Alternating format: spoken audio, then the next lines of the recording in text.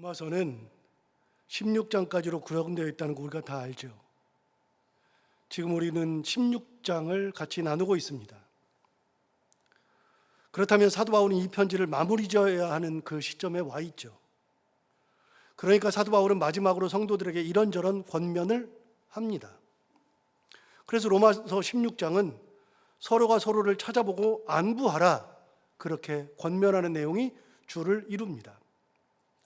이렇게 찾아보고 안부하라, 문안하라 라고 하는 내용이 오늘 본문인 3절부터 16절까지 쭉 이어집니다. 그러니까 로마 교회 성도들이 서로 찾아보고 문안해야 하는 분들이 참 많이 있다는 겁니다. 그런데 사실 저는 성경을 참 많이 아는 편인데, 그럼에도 불구하고 사도 바울이 언급한 3절부터 16절까지의 이 사람들에 대해서는 아는 사람들이 그렇게 많지 않습니다. 그들에 대해서는 다음 주에 함께 나누어 보기로 하고, 그가 찾아보고 문안하라고 언급한 첫 번째 인물이 있는데 그 인물들이 누구냐? 바로 오늘 3절에 있는 두 명, 그들입니다. 3절에 가면 이렇게 말하죠. 너희는 그리스도 예수 안에서 나의 동역자들인 브리스가와 아굴라에게 문안하라, 이렇게 말합니다. 사도 바울이 로마 교회 성도들에게 문안하라고 한 첫 번째 인물들은 브리스가와 아굴라입니다. 그들은 바로 사도 바울이 언급했던 가장 첫 번째 인물인데, 도대체 왜 사도 바울은 첫 번째로 그들에게 문안하라고 하는 걸까요? 그것을 알기 위해서는 브리스가와 아굴라, 그 두 사람과 사도 바울의 인연부터 알아야 합니다. 도대체 그 사람들이 누군데 사도 바울이 이 사람들을 가장 중요하게 언급하고 있는가? 그들의 인연의 시작은 사도행전 18장으로 거슬러 올라갑니다. 사도행전 18장은 사도 바울이 고린도 교회에서 사역할 때의 이야기인데, 사도 바울은 고린도에서 전도한 후 그곳에서 1년 6개월을 머물렀습니다. 고린도에서 1년 6개월을 머물고 있었는데, 사도 바울은 선교여행을 3번에 걸쳐서 했잖아요. 3번의 선교여행 중에 두 번째 선교여행 중에 고린도 교회에 들러서 1년 6개월을 머물렀습니다. 마지막 3차 전도여행 때는 3개월을 머물기도 했었습니다. 그러니까 사도 바울은 1년 6개월을 머물면서 또 3개월을 머물면서 고린도 교회를 목회했었는데, 참고로 사도 바울이 3번의 선교여행 중에 가장 오래 머물렀던 곳은 에베소 교회인데, 에베소 교회는 성경에서 3년 혹은 3년 6개월 동안 머물렀다고 이야기합니다. 그러니까 에베소 교회에서는 가장 많이 머물렀고, 그 다음으로 많이 머물렀던 곳이 바로 고린도 교회입니다. 그만큼 사도 바울은 심혈을 기울여서 고린도 교회에서 목회를 했었고, 고린도 교회에 대한 애착이 참 많이 있었습니다. 그렇게 1년 6개월을 머물면서 고린도에서 목회하던 중에 이 두 사람, 브리스가와 아굴라를 만났습니다. 그때 기록을 사도행전 18장 2절에서 이렇게 합니다. 아굴라라 하는 본도에서 난 유대인 한 사람을 만났습니다. 고린도 교회에서 만난 사람이 본도에서 난 유대인, 본도라고 하는 것은 터키, 이렇게 있으면 터키의 북부지방, 북서부 지방에 있는 행정구역상으로 있는 본도라고 하는 지역이 있습니다. 그 본도에서 난 유대인이 있었는데 그 사람의 이름이 아굴라였습니다. 고린도 교회에서 만난 첫 번째 사람이 아굴라라 하는 본도에서 난 유대인 한 사람을 만났습니다. 그랬는데 그 사람은 어떤 사람이냐면, 글라우디오가 모든 유대인을 명하여 로마에서 떠나라 한고로 그랬습니다. 여러분, 글라우디오는 로마의 황제였죠. 로마의 황제가 로마에 있는 이방 사람들, 특히 유대인들은 다 로마에서 떠나라 라고 명령을 한 겁니다. 그러니까 아굴라는 어디에 있었냐면 로마에 있었습니다. 이 사람은 본도, 투르키예의 북부지방에 있는 본도에서 태어났는데, 이 사람이 튀르키예에 있다가 로마에 가서 살았던 모양입니다. 로마에서 살고 있다가 로마에 있었는데 글라우디오 황제가 유대인들은 다 로마에서 떠나라 그랬기 때문에 로마를 떠날 수밖에 없었고, 그 떠나라고 했기 때문에 떠나가지고 정착한 곳이 고린도였습니다. 그래서 글라우디오가 모든 유대인들을 명하여 로마에서 떠나라 한 거로 그가 그 안에 브리스길라와 함께 이탈리아 로마죠. 이탈리아로부터 새로 온지라 바울이 그들에게 갔을 때 이미 아굴라하고 그의 부인 브리스길라가 함께 있었습니다.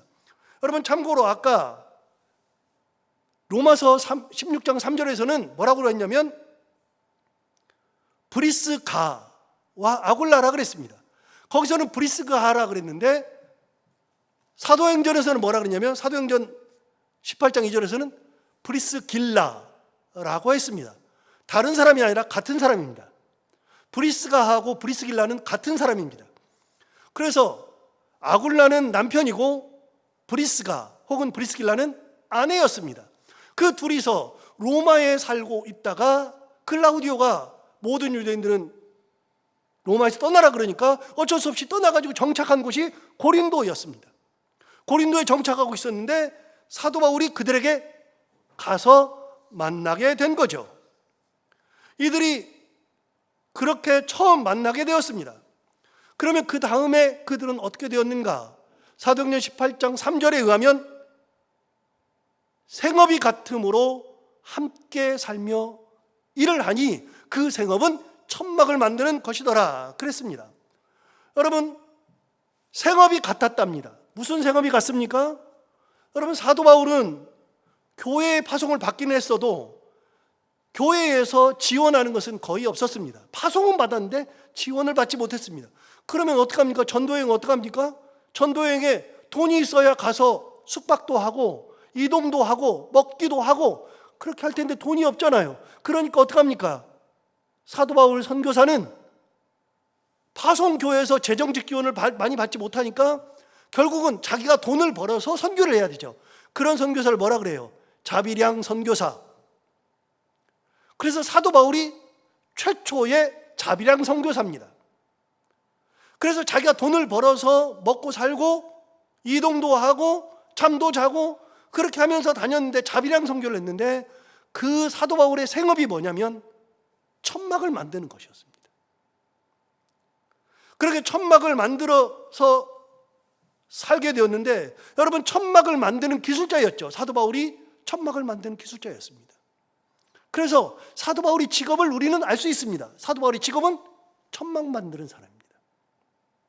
그런데 우리가 생각하는 그런 천막이 아닙니다. 여러분 우리가 생각하는 천막은 비닐로 이렇게 해가지고 잘 만들어진 그런 다우다 같은 그런 천막도 있을 수 있고 천 얇은 걸로 해가지고서 이렇게 만드는 것일 수도 있고 그런데 옛날에는 그런 기술이 없잖아요. 비닐로 뭘 만듭니까? 옛날에는 비닐로 만드는 것이 하나도 없었습니다. 그거는 현대의 산물이죠. 옛날에는 비닐이 없죠.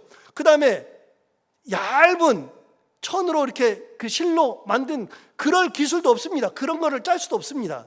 그럼 어떡합니까? 당대의 천막은요, 제가 옛날에 여행하다가 터키를 가서 사도 바울 시대의 천막을 처음으로 만져봤습니다. 사도 바울 시대의 천막을 처음 만져봤는데 그 천막은 뭘로 만드냐? 염소털이나 양털로 만듭니다. 양털은 좀 약하기 때문에 염소털로 주로 만듭니다. 염소털로 만드니까 이렇게 두꺼워요. 천막이 이렇게 두꺼워요. 두꺼운데 그 천막이 얼마나 무겁냐면 두꺼운 염소털로 다 돼 있으니까 쳐놓으면 엄청 무겁습니다. 들기도 어렵습니다. 그래도 햇빛을 가려야 하니까 그런 천막을 만드는 겁니다. 그래서 염소털로 만든 천막, 그 기술을 염소털 이렇게 조그만 걸로 천막을 만들어야 되니까 기술이 상당합니다. 그런 천막을 만드는 기술 가지려면 보통이 아닙니다. 그런데 여러분 사도 바울 보십시오. 사도 바울은 원래 그런 거를 만드는 사람이 아닙니다. 사도 바울은 뭐 하던 사람입니까? 공부했던 사람입니다. 사도 바울은 지식이 뛰어났던 사람이죠. 사도 바울은 그 공부를 바탕으로 사내들인 공의 의원이었고 사도 바울은 종교 지도자였죠. 그러니까 언제 이런 천막을 만드는 기술을 배울 필요가 없었어요. 그런데 언제 배웠는지를 모르지만 예수를 만난 다음부터는 그 모든 걸 다 버리고 선교사로 나가게 되면서 아마 그가 천막 만드는 기술을 배웠을 것으로 추정합니다. 그러니까 선교를 위해서 기술을 배운 거죠. 그렇게 천막을 만드는 기술을 가지고 있었던 사도 바울이 고린도에 딱 도착해서 보니까 거기에 천막 만드는 사람이 또 있었던 겁니다. 누구요? 아굴라와 브리스길라. 브리스가와 아굴라가 같이 있었어요. 성경은요, 대개 기록할 때 아굴라가 남편이고 브리스길라가 부인이니까 아굴라와 브리스길라라고 해야 되는데 성경은 대부분 기록할 때 브리스가와 아굴라 이렇게 기록합니다. 여자를 먼저 기록합니다. 그만큼 그 말의 뜻은 뭐냐면 그 부인의 신앙이 훨씬 더 좋았다. 앞에 있는 사람이 중요한 사람이라고 그랬잖아요. 더 유명한 사람이라고 그랬잖아요. 그러니까 브리스길라의 신앙이 훨씬 더 좋았던 모양입니다. 어쨌든지 간에 갔더니 아굴라의 생업이 천막 만드는 사람이에요. 사도 바울도 천막 만드는 사람이거든요. 딱 가서 보니까 생업이 같아요. 아까 3절을 다시 보시면 뭐라고 되어 있느냐? 3절에 생업이 같으므로 함께 살며 일을 했다. 그 둘은 생업이 같았습니다. 둘 다 천막을 만드는 기술자였습니다. 그러니까 그 기술을 같이 있는 사람이 같이 만났으니 죽이 잘 맞아요. 죽이 잘 맞는데 사람들이 좋아요. 그러니까 둘이 같이 함께 살았습니다. 여러분 얼마나요? 1년 6개월을 같이 산 겁니다. 일은요 1년 6개월을 같이 한 겁니다. 그러니까 사도 바울이 아굴라와 브리스가를 만났을 때 1년 6개월을 함께 동고동락했던 사이였습니다. 여러분 이게 생각해보면 얼마나 말도 안 되는 거냐면요, 우연이에요. 로마에 살고 있었는데 글라우디아가 떠나래요. 떠나라고 해서 어쩔 수 없이 떠났는데 하필이면 브리스길라와 아굴라가 고린도에 왔어요. 다른 데 갈 때도 많은데 고린도에 왔어요. 왜 그때 글라우디오가 떠나라 그랬는지 몰라요. 모르지만 왜 그때 떠나라고 했는지, 떠나고서 이 사람들이 떠났을 때 자리 잡은 곳이 왜 고린도였는지 몰라요. 사도 바울은 원래 고린도에 갈 생각이 없었어요. 원래는요 고린도에 갈 생각이 하나도 없었는데 데살로니가에서 핍박받으면서 거기서 배 타고 어쩔 수 없이 배 타고 간 곳이 아테네였고, 아테네 다음으로 그 당시에 큰 도시가 고린도였으니까 사도 바울은 원래 고린도를 생각하고 간 게 아니라 데살로니가에서 핍박받아서 도망해가지고 아테네에 왔다가 아테네에서 어쩔 수 없이 고린도까지 갔는데, 사도 바울은 그렇게 갔는데 이 사람은 글라우디오가 보냈으니까 어쩔 수 없이 갔죠. 갔는데 고린도에 자리 잡고 있었고, 사도 바울은 고린도에 갈 마음이 없었는데 성령의 인도하심으로 거기 갔어요. 이 사람도 우연히 왔고 사도 바울도 우연히 왔겠죠. 그런데 여러분 우연과 우연이 겹쳤는데 이 사건은 하나님께서 이어준 필연적 사건 아닙니까? 그래서 둘이 만났습니다. 만나가지고 같이 있는 1년 6개월을 같이 보냈습니다. 그렇게 같이 보내면서 어떤 일이 있었는가? 여러분 사도 바울이 천막을 만드는 이유가 뭡니까? 사도 바울이 천막을 만드는 이유는요 부자 되려고 만드는 게 아닙니다. 사도 바울이 기술 배운 거는 부자 되려고 기술 배운 게 아닙니다. 사도 바울은 왜 기술을 배웠어요? 전도하려고, 자비랑 선교하려고. 그래서 사도 바울은 욕심이 없어요. 돈에 대한 욕심이 없어요. 그죠? 조금 벌어서라도 그거 가지고 전도하는데 온 신경을 다 쓰죠. 그럼 사도 바울이 생업이 같아서 같이 동고동락하면서 그들이 같이 있었는데, 그럼 사도 바울이 고린도에서 뭐 했느냐? 4절에 보시면 이렇게 말했습니다. 안식일마다 바울이 회당에서 강론하고 유대인과 헬라인을 권면하니라. 이렇게 사도 바울은 안식일만 기다렸습니다. 돈을 벌어서 일주일을 살면서 사람들을 만나야 되는데 안식일마다 회당에 들어가서 회당에서 유대인들을 만날 때마다 유대인들에게 계속해서 예수 그리스도를 전한 겁니다. 여러분 그렇게 1년 6개월 동안을 계속 사도 바울은 돈 벌어서 전도하고 돈 벌어서 전도하고, 그렇게 해서 고린도 사람들을 많이 전도했는데, 중요한 건 여러분 여기서 추정할 수 있는 게 하나 있어요. 1년 6개월 동안 누구랑 같이 살았어요? 브리스길라와 아굴라. 브리스길라와 아굴라랑 같이 살았는데 1년 6개월 동안 같이 아침부터 저녁까지 일해요. 같이 밥 먹어요. 그럼 브리스길라와 아굴라를 계속 만나는데 사도 바울이 만나가지고 무슨 얘기할까요? 여러분, 사도 바울이 뭐 돈 버는 얘기, 뭐 세상 돌아가는 얘기, 그런 게 큰 관심 없어요. 사도 바울이 브리스길라와 아굴라는요 1년 6개월을 있으면서 다른 사람은 한 주에 한 번씩 말씀을 들어도 브리스길라와 아굴라는요 매일 말씀을 듣습니다. 사도 바울은 능력이 있었던 사람입니다. 사도 바울은 병자를 고치고 죽은 자를 살려내고 귀신을 쫓아내고 그런 능력이 있었습니다. 하나님 앞에 기도하는 모습을 보였습니다. 그리고 말씀을 전할 때 말씀 가운데 하나님의 능력이 나타났습니다. 이런 사도 바울이 그 삶을 옆에서 브리스길라와 아굴라가 같이 있었는데, 원래는 브리스길라와 아굴라가 신앙이 없던 그냥 유대인에 불과했는데 사도 바울을 만나면서 어떻게 변해요? 1년 6개월 사이에 완전히 새로운 신앙을 가진 그리스도인으로 변한 겁니다.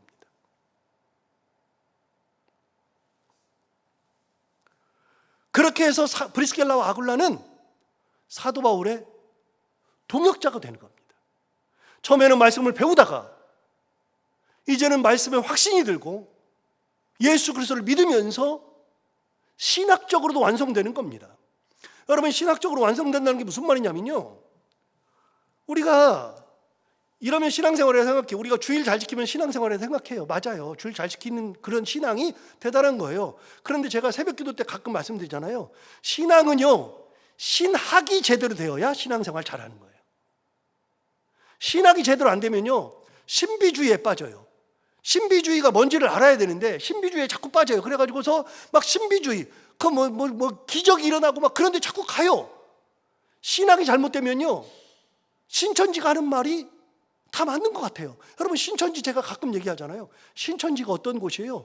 그 사람들의 신학은요 교회가 다 썩었대요. 목회자들이 다 타락했대요. 그러면 일반 사람들이 들으면, 신앙인들이 딱 들으면, 아 맞아, 우리 교회도 타락했네, 우리 목사님도 진짜 개판이야, 그런 생각을 하게 돼요. 야 진짜 교회 썩었네, 목사 다 타락했네, 이런 교회 있으면 안 되지. 그래서 신천지로 간다니까요. 그런데 여러분, 신학이 제대로 돼 있으면 갈 이유가 없어요. 여러분, 원래 인간은요 타락한 존재예요. 교회는요 완전한 곳이 아니에요. 여러분, 우리 교회가 완전합니까? 우리 교회는 뭐 갈등 없어요? 우리 교회는 뭐 싸움 없어요? 있을 수 있어요. 여러분, 교회는 타락한 곳이에요. 우리는 타락한 사람들이 모인 공동체예요. 목사는요, 목사가 어떻게 완전합니까? 항상 말씀드리면 하나님과 인간은요 건너지 못할 큰 담이 하나 있다고 그랬잖아요. 절대로 섞이지 못하는 큰 담이 있어서 하나님과 우리는 같이 교류할 수 없어요. 그 담의 이름이 뭐라고요? 안이불자라 그랬잖아요. 안이불자. 하나님은 어떤 분이에요? 완전하신 분. 인간은요 불완전한 존재. 인간은 불완전해요. 하나님은요 죄가 없으셔요. 안이불자, 죄가 없어요. 그런데 인간은 죄가 있어요. 인간은 타락한 존재예요. 여러분, 우리 원래 그런 존재예요. 그런데 그걸 인정하면, 아 교회가 그럴 수 있어, 당연하지. 그런데 그런 신학이 없으면 그러면 싹 넘어가요. 아 우리 교회 진짜 타락했네, 우리 목사님 그러면 신학이 있으면 뭐라고 대답해요? 맞아, 교회 타락했어. 아, 맞아, 교회 타락했지. 우리 목사님 완전히 죄도 많아. 그럴 수 있지. 여러분, 당연한 거예요. 신학이 있어야 건강한 신앙생활을 하는 거예요. 신학이 제대로 안 되면요 막 휩쓸려요. 신비주의 있다 그러면, 어디서 뭘 고친다 그러면 거기 막 가가지고서 막 하고 거기 휩쓸려 다녀요. 여러분, 그 교회는 뭐가 좋다 그러더라. 그럼 좋은 것만 싹 다 가가지고서 이게는 우리에게는 왜 없을까? 당연히 없죠. 우리는 그만한 여력이 안 되니까요. 그럴 수 있어요. 그런데 신학이 제대로 돼 있으면요 그런데 휩쓸리지 않아요. 그래서 신앙생활에서 가장 중요한 거는요 신학이 제대로 서야 돼요. 그런데 사도 바울과 브리스길라가 그다음에 아굴라가 같이 만나서 1년 6개월을 있다 보니까 단지 믿음으로 고백하는, 기적을 보고서 가진 믿음이 아니라, 능력이 나타나는 것을 보고서 믿는 게 아니라 1년 6개월 있다 보니까 예수님에 대해서 피상적으로 하는 것이 아니라 사도 바울에게 다 배워요. 배우다 보니까 신학이 정립되죠. 굉장한 신학자가 되는 거죠. 그래서 사도 바울과 같은 신학자로 변하는 겁니다. 브리스길라와 아굴라는요 1년 6개월을 같이 있었습니다. 그렇게 1년 6개월에 있다가 사도 바울이 고린도에서 큰 핍박이 있고 더 이상 있을 수가 없어가지고 교회를 떠나야 돼요. 고린도를 떠나야 될 때 동행했던 사람이 브리스길라와 아굴라입니다. 함께 동행해가지고 어디로 가느냐? 에베소까지 가는데요. 본문 사도행전 18장 18절에 가면 이렇게 말합니다. 사울은 더 여러 날 머물다가 이제 에베소에서 바울은 더 여러 날 머물다가 형제들과 작별하고 배 타고 수리아로 떠나갈세. 그래서 에베소에서 사도 바울은 이제 너희들이랑 그만 있을 거야, 내가 갈 거야. 그런데 형제들이 막 잡아요. 에베소 형제들이 막 잡아요. 더 있어 주세요, 더 가르쳐 주세요, 더 함께 해주세요. 막 그러고 있는데 사도 바울이 거기에 있다가 여러 날 있다가 작별해요. 배 타고 자기를 파송했던 수리아 안디옥으로 떠나가요. 배 타고 수리아로 떠나가려고 할 때 브리스길라와 아굴라도 함께 하더라. 그래서 여기는 저기 에베소가 아니라 고린도죠. 고린도에서 자꾸만 잡는데 떠나요. 그래서 형제들하고 그만 난 가야 돼. 그러면서 가는데 그때 브리스길라와 아굴라도 함께 떠납니다. 그렇게 떠나가지고서 에베소에 도착합니다. 에베소에 도착했다가 에베소에서 여러 사역을 감당하다가 거기서 역시 사람들이 막 더 있어 달라 막 그러는데 사도 바울이 뭐라 그러냐면 하나님의 뜻이라면 내가 다시 올 거다라고 이야기하고 거기를 떠나고 브리스길라와 아굴라는 에베소에 남아 있었습니다. 에베소에 브리스길라와 아굴라가 딱 남아 있었던 때에 에베소로 한 사람이 찾아옵니다. 성경 구절 내려도 되겠다. 그 에베소 교회에 브리스길라와 아굴라가 있는데 한 사람이 왔습니다. 그 사람은 아볼로라고 하는 사람이 왔는데 아볼로라는 사람은 어디 태생이냐면 알렉산드리아 태생이에요. 알렉산드리아는요 아프리카 이집트의 끝쪽 지중해에 맞닿아 있는 그쪽이에요. 지중해 도시예요. 알렉산드리아. 그 알렉산드리아라는 곳에서 아볼로가 왔는데 아볼로가 에베소까지 온 거예요. 그런데 아볼로가 얼마나 대단하냐면 진짜 머리가 좋아요. 아볼로가 똑똑해요. 엄청 똑똑하고 말도 잘하고 가만히 보니까 성경도 누구한테 배웠는지 잘 알아요. 정말로 똑똑해요. 말을 진짜 잘해요. 그런데 그 아볼로가 그렇게 말을 하면서 성경도 이야기하고 막 풀어주는데 가만히 보니까 거기에 누가 있었어요? 브리스길라와 아굴라가 있거든요. 근데 브리스길라와 아굴라가 아볼로가 하는 얘기를 잘 들어보니까 이 사람 진짜 똑똑한데? 대단한데? 그런 생각을 하고 있었는데 가만히 보니까 성경을 아직 잘 몰라. 신학이 정립이 안 됐어. 예수 그리스도를 말을 하면서도 예수 그리스도 얘기는 거의 안 하고 세례 요한의 세례만 주로 얘기를 해. 그러다 보니까 브리스길라가 아굴라가 야, 안 되겠다 그래서 아볼로를 불러요. 불러가지고 지금부터 진짜 신앙 예수 그리스도를 전해준다. 그러면서 예수 그리스도를 전도를 해줘요. 그랬더니 아볼로가 머리가 똑똑하니까 그걸 듣고 나서 완전한 신학자로 바뀌기 시작하는 거예요. 아볼로가 그렇게 브리스길라와 아굴라의 제자가 됩니다. 아볼로가. 그리고서 아볼로가 무슨 생각이 있냐면 나는 여기 있지 않고 고린도 교회에 가고 싶다. 고린도. 아가야 지방에 있는 고린도 지방으로 가려고 그래요. 그런데 여러분 고린도에서 누가 왔죠 지금? 브리스길라와 아굴라가 와 있죠. 브리스길라와 아굴라는 고린도 교회의 유명한 사람입니다. 아주 유명한 사람들.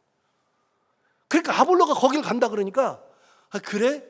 이제 아볼로는 신학이 딱 정립되어 있거든요. 말도 잘하거든요. 똑똑하거든요. 예수 그리스도를 전파할 수 있거든요. 그 사람이 고린도 간다니까 브리스길라와 아굴라가 잘 됐네 싶어가지고 이렇게 합니다. 18장 27절에 가면 아볼로가 아가야, 여기서는 아가야 지방의 고린도를 의미하는 거거든요. 아가야로 건너가고자 함으로 아볼로가 거기를 가고 싶은 거예요.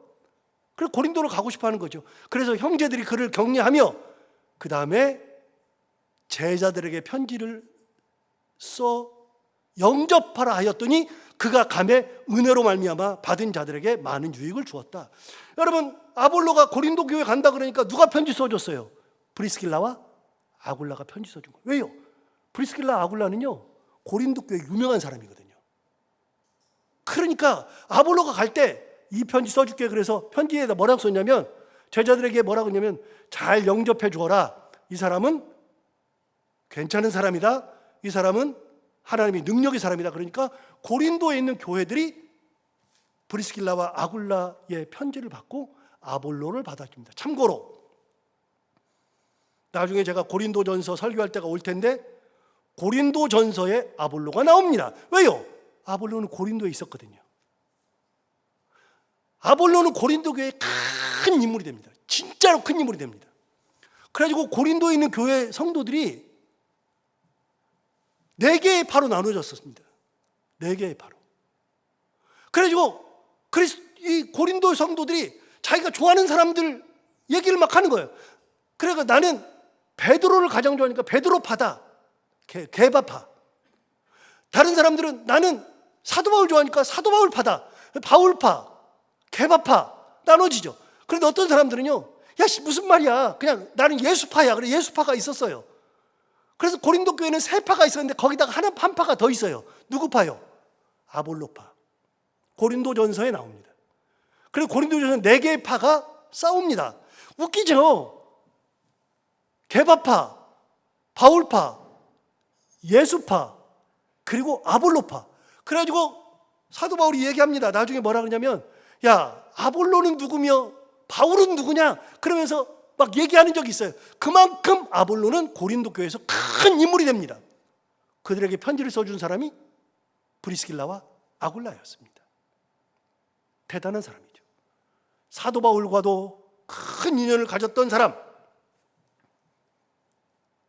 자, 여기서 다시 3절 보시면, 오늘 본문 3절을 보시면 이제 브리스길라 아굴라라고 하는 사람을 여러분들은 딱 보면 눈에 딱 들어올 겁니다. 보십시오. 너희는 그리스도 예수 안에서 나의 동역자들인 브리스가와 아굴라에게 문안하라. 그 당시에 사도 바울이 편지 쓸 때 다시 이 브리스길라와 아굴라가 로마로 다시 돌아갔나 봅니다. 로마에 있었나 봅니다. 로마에 있었는데 브리스길라와 아굴라에게 문안하라는 거예요. 그런데 사도 바울이 브리스길라와 아굴라를 뭐라고 표현했냐면 그리스도 예수 안에서 뭐라고요? 나의 동역자랍니다. 사도 바울은 브리스길라와 아굴라를 자기의 동역자라고 이야기할 정도의 사람들이 되었습니다. 여러분, 동역자라고 하는 것은 뭐죠? 동역이라는 건 뭐죠? 동역은 나를 돕는다는 의미가 아니라 함께 일한다는 의미입니다. 나를 돕는 건 수직적 관계예요. 그런데 동역은요, 수평적 관계거든요. 함께 하는 거거든요. 동역이라고 하는 말을 쓰는 것부터는 완전히 다른 개념입니다. 수직적 관계가 아닙니다. 같은 관계입니다. 여러분, 사도 바울과 브리스길라 아굴라는요, 사실은 수직적 관계예요. 그런데 사도 바울이 브리스길라 아굴라를 뭐라 그래요? 동역자래요. 다음 주에 보면 또 나올 텐데 동역자가 또 나와요. 동역자. 그래서 사도 바울은 개념은요, 누구든 나를 돕고 내 밑에 있는 사람이라는 개념이 없고요. 사도 바울은 모든 사람이 다 뭐예요? 동역자예요. 예수 안에서. 자, 아까 3절 다시 보시면 3절에 뭐라 하냐면 너희는 누구 안에서? 그리스도 예수 안에서 나의 동역자들이에요.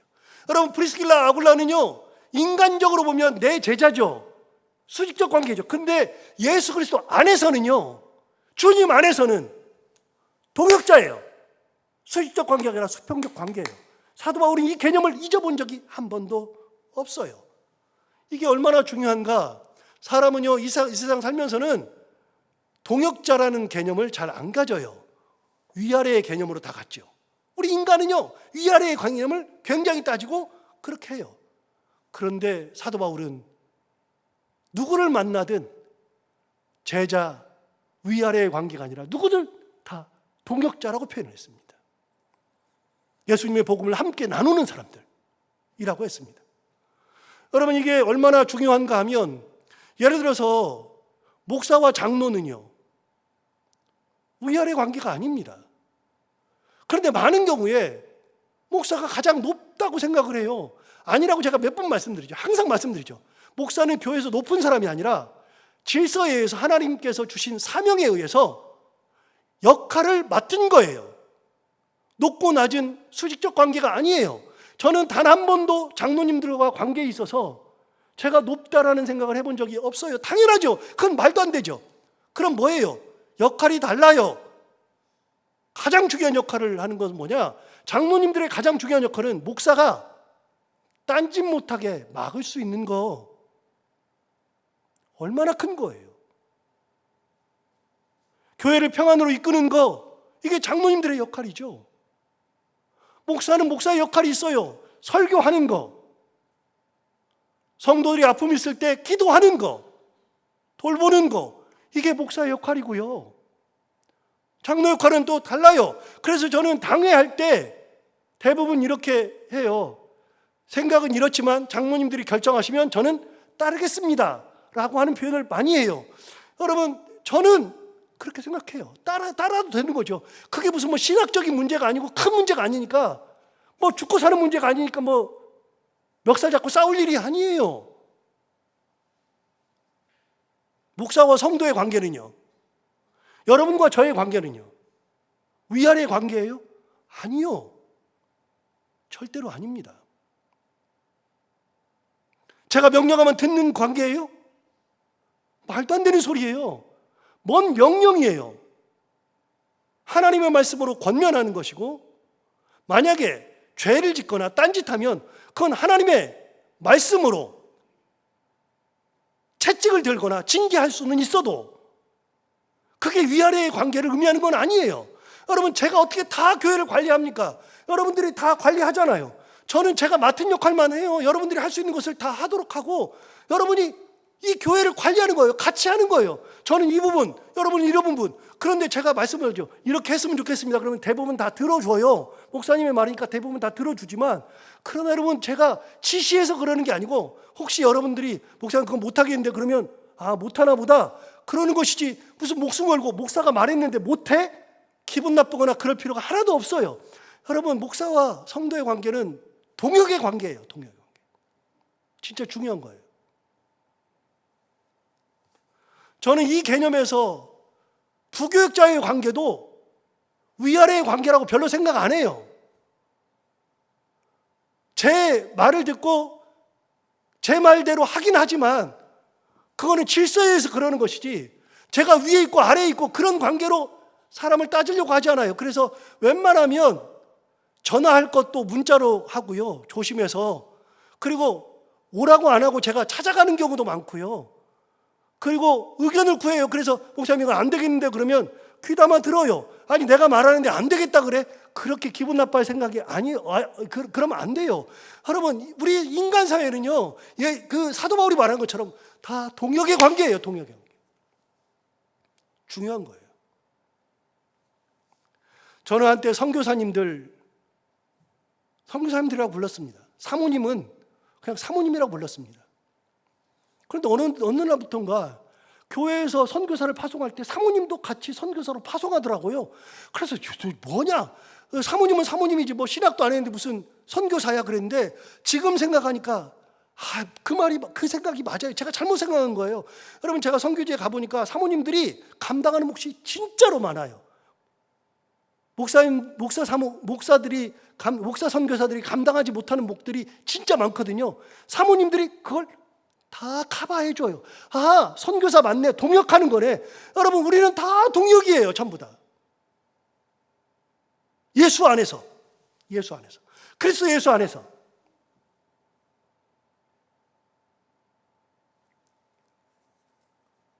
사도 바울은 브리스길라와 아굴라를 나의 제자 안 했습니다. 나의 제자는 내가 중심이에요. 내 제자죠. 사도 바울은 뭐라 했어요? 그리스도 예수 안에서 나의 동역자예요. 사도 바울의 생각의 중심이 누구냐? 예수 그리스도.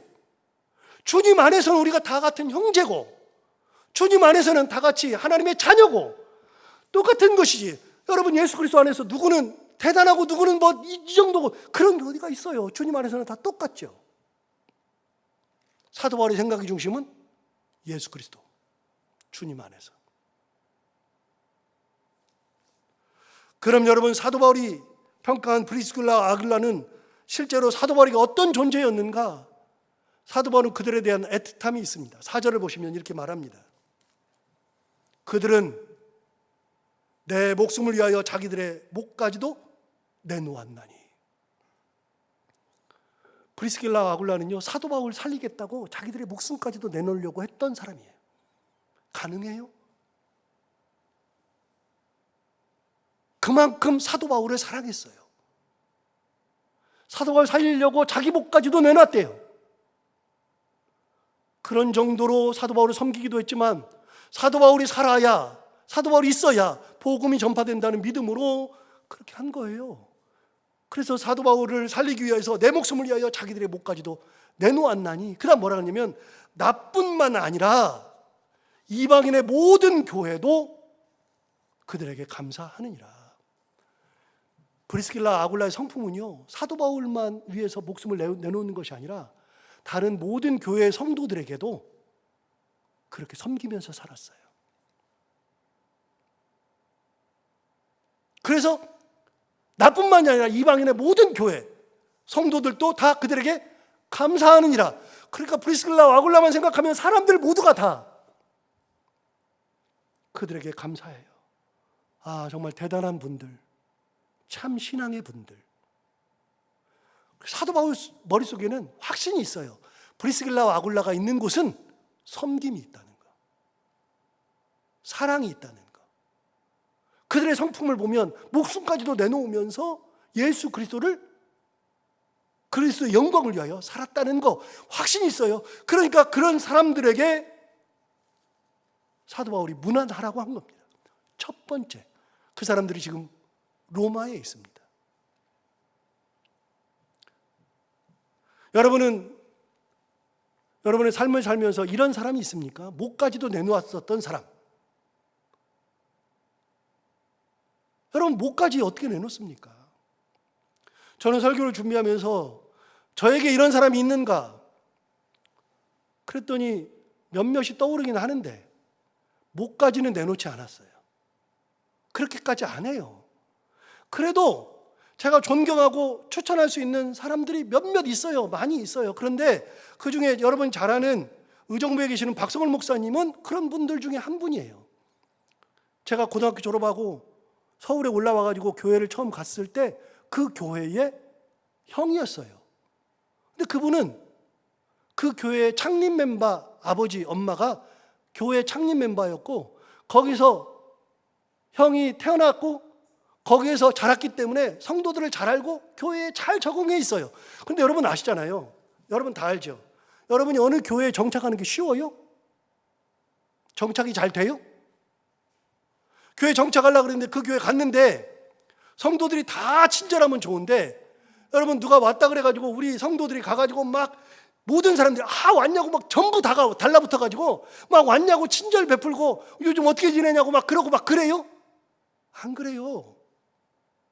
그럴 마음은 있어도 못하는 분들이 많고요.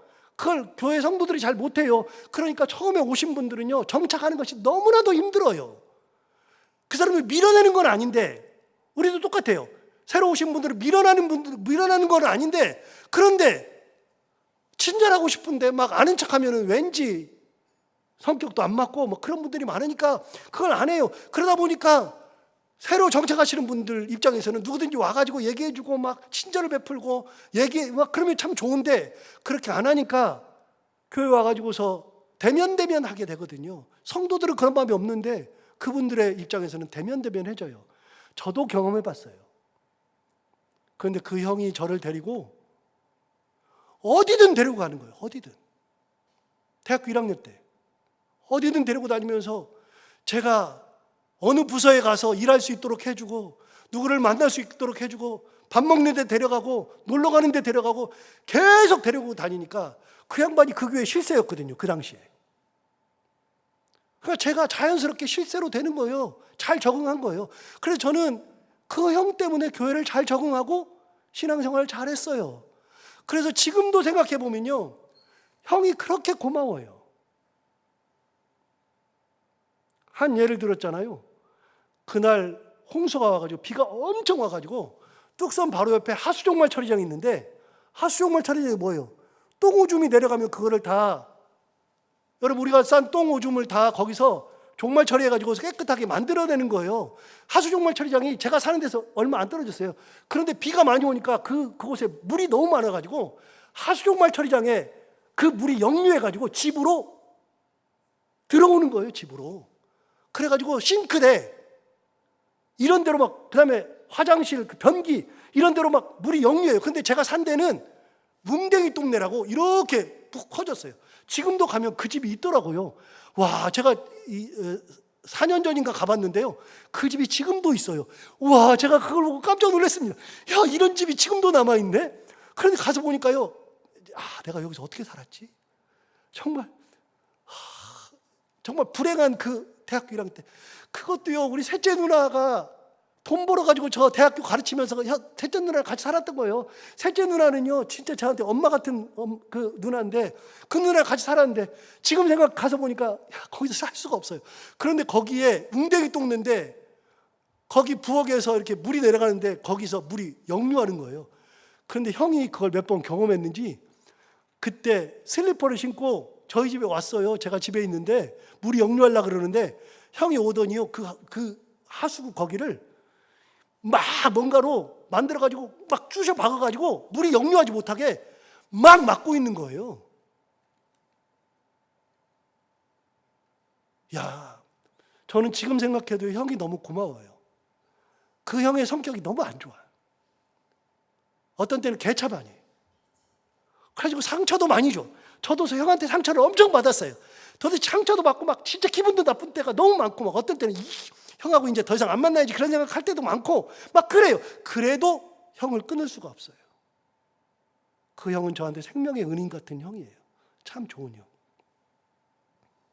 그래서 저는 박성을 목사님은 사랑해요. 진짜 형으로서 사랑해요.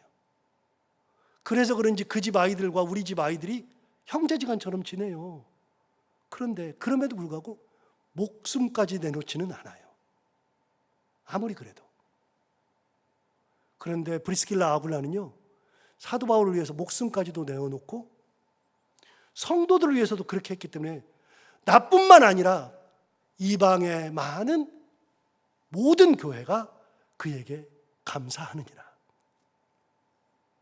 그런 믿음의 사람이 초대교회의 브리스길라와 아굴라 같은 사람입니다. 그러니까 사도 바울이 브리스길라와 아굴라에게 문안하라, 이게 첫 번째예요. 첫 번째. 참 중요한 인물이죠. 초대교회. 지난주에 우리가 같이 만나봤던 베베라고 하는 여자 집사, 그리고 브리스길라, 아굴라, 이런 분들은 초대교회에 참 중요한 예수 그리스도의 그 은혜와 믿음과 사랑으로 성도들을 섬기고 사도 바울을 구해냈던 사람들.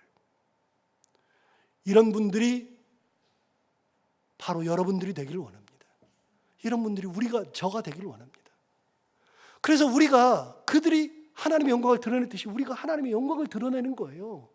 교회는 누가 만들어요? 우리가 만들어요. 우리가 서로. 하나님의 영광은 누가 드러내요? 우리가 드러내는 거예요. 어느 곳에 있든. 있는 곳은 상관이 없어요. 그게 고린도든 에베소든 로마든 아무 상관이 없어요. 있는 그곳이 내가 감으로 해서 하나님의 영광이 드러나는 거죠. 브리스길라와 아굴라가 그런 삶을 살았듯 우리도 그렇게 하나님의 영광을 드러내며 살아갈 수 있는, 그리고 많은 사람들을 기쁨과 감동으로 이끌 수 있는 그런 삶을 살아가는 우리 모두가 다 되기를 바랍니다. 기도하겠습니다. 하나님 아버지, 오늘은 브리스길라와 아굴라를 통해서 신앙인이 어떻게 살아야 하는지, 참 신앙의 모습이 어떤 것인지를 다시 한번 깨닫게 해주셔서 감사합니다. 이 말씀 듣고 우리가 또 한번 생각하고 결단합니다. 베베가 그랬던 것처럼, 브리스길라와 아굴라가 그랬던 것처럼 우리가 모두 다 하나님의 사랑과 은혜와 믿음을 가지고 하나님의 영광을 드러내고 많은 사람들을 그리스도의 은혜로 이끌 수 있는 참 신앙의 모습으로 살아갈 수 있는 저희들 다 되게 하여 주옵소서. 예수님 이름으로 기도하옵나이다. 아멘.